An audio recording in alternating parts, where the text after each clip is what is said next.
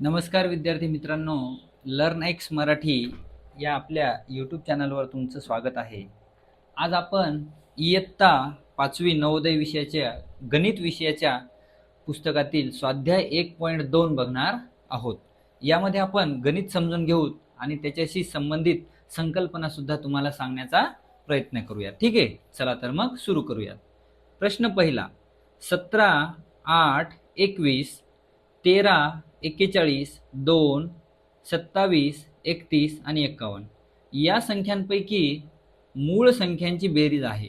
आता मूळ संख्यांची बेरीज कोणती आहे? ठीक आहे, आता अगोदर आपण मूळ संख्या शोधूयात. बघा, पहिली आहे 17, मग आहे 13, 41, त्यानंतर आहे 31. ह्या चार आहेत मूळ संख्या. आता यांची बेरीज करूया. ठीक आहे, आता बेरीज दोन पद्धतीनं. पहिलं 17 अधिक 13 अधिक 41 अधिक 31. बघा, आधी एकक स्थानची बेरीज. 1 आणि 1 2, 2 आणि 3 5, 5 आणि 7 12, 12ला 2 हातचा आला 1. 1 या दशकाच्या खाली. आता एकक स्थानी 2 असलेले किती पर्याय आहेत? एकच पर्याय आहे, पण तरी सुद्धा आपण चेक करू. 3 आणि 1 4, 4 आणि 4 8, 9 आणि 10, 10 दशक. 102 म्हणजे पर्याय क्रमांक बी हे आपल्या या गणिताचं काय आहे? उत्तर आहे. आता बघूयात आपण प्रश्न क्रमांक 2. पुढील पैकी कोणते विधान बरोबर आहे? बरोबर शोधायचे. शून्य ही विषम संख्या आहे.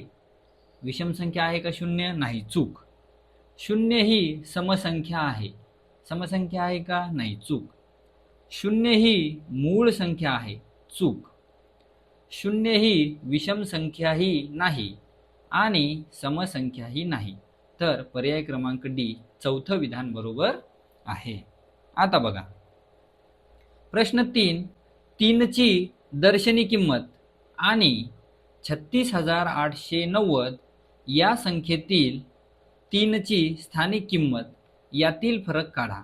आता 3ची दर्शनी किंमत, दर्शनी किंमत म्हणजे ती दिसायली ती, जी दिसायली ती. ठीक आहे, आता या अंकामध्ये बघा 3ची 3 आहे, 6ची 6 आहे, 8ची 8 आहे, 9ची 9 आहे, 0ची 0, जी दिसायली ती. पण स्थानिक किंमत कोणती? जी स्थानावरून ठरते. आता फरक म्हणजे काय? वजाबाकी. फरक म्हणजे काय?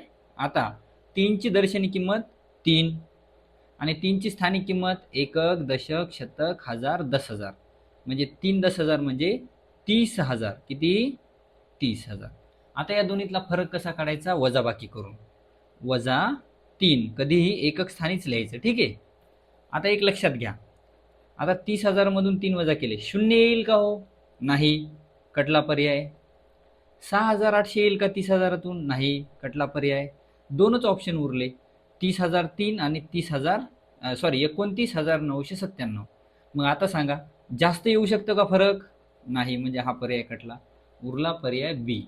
हे कट करण्याला म्हणतात एलिमिनेशन मेथड. म्हणजे कट करायचं, जे माहिती आहे की हे येऊ शकत नाही त्याला बाजूला करा. ठीक आहे, आता वजाबाकी करा. हा 0 गेला इथं, हा गेला इथं, हा गेला इथं, इथं उरले 2. 10तून 9 ठेवले, 1 दिला.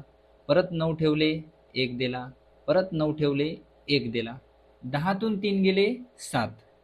9ला 9, 9ला 9, 9ला 9, 2ला 29,997. पर्याय क्रमांक बी. आलं लक्षात? त्यानंतर प्रश्न 4. 33 आणि 97 यांच्या बाबतीत पुढील पैकी काय खरे आहे? काय खरे आहे? आता 33 आणि 97चं लक्षात घ्या. 97 ही मूळ संख्या आहे. 97 ही मूळ संख्या आहे, पण 33 मूळ संख्या नाही. मग बघा, दोन्ही मूळ संख्या आहेत.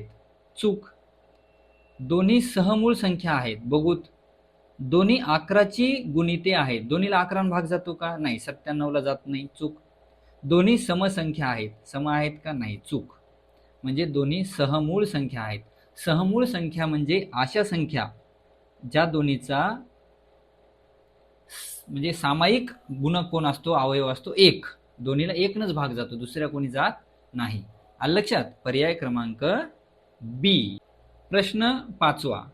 पुढील पैकी कोणत्या अंकाची दर्शनी व स्थानिक किंमत एखाद्या संख्येमध्ये नेहमीच सारखी असते? कोणाची स्थानिक आणि दर्शनी किंमत सारखी असते? ती असते 0. कोणाची असते? 0. बाकीच्यांची अंकानुसार स्थानानुसार बदलते. ठीक आहे. 6वा प्रश्न, 4, 5, 0 आणि 3 या अंकांपासून बनणारी सर्वात लहान 5 अंकी संख्या कोणती? सर्वात लहान. आता इथे हे दिलंय का की अंक एकदा वापरा? नाही, अंक आपण पुन्हा वापरू शकतो.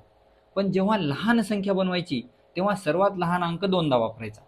सर्वात लहान अंक 2दा. कोण आहे सर्वात लहान? 0. मग चला लहान संख्या बनवण्यासाठी चढता क्रम लिहा.